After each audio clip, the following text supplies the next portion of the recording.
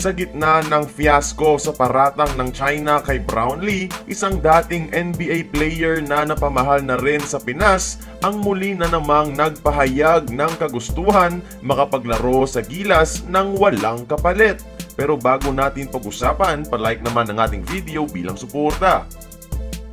Kamusta mga idol? Anong balita? Kung bago ka pa lang dito, i-click mo na ang subscribe at ang notification bell para maging updated ka sa ating mga uploads.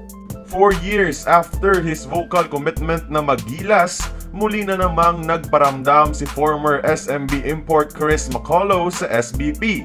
Sa gitna ng Gilas drama, especially sa pera, nag-voice out na naman si McCullough ng kagustuhan, and this time, eto ang sabi niya.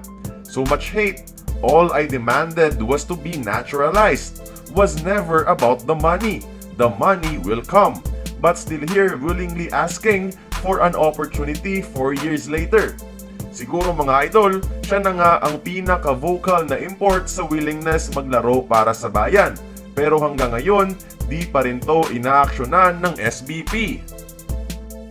After his dominant PBA season noong 2019, nagkaroon ng major injury setbacks ang 2015 29th overall pick ng NBA, kabilang na ang ACL injury.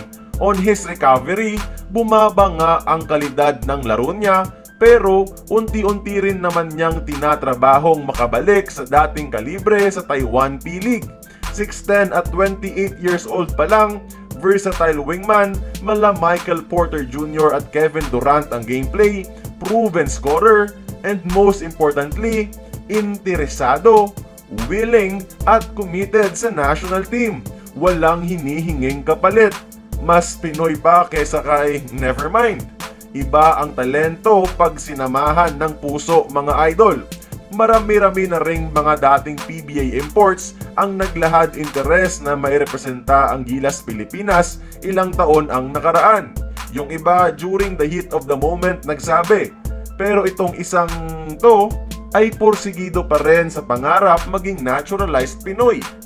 Ngayong napapabahala na kay Batman ang sitwasyon ni Brownlee, having a backup replacement who can play almost the same position as JB will not hurt Gilas, especially if Brownlee and Clarkson are not available sa Olympic qualifiers next year. Kaya kayo mga idol, oras na bang sumugal ang SBP kay Chris McCullough? Join the conversation, magkomento lamang sa ibaba. Kung nagustuhan mo ang ating video, please like, share, and subscribe. I-follow mo na rin ang ating social media platforms for more exclusive sports content.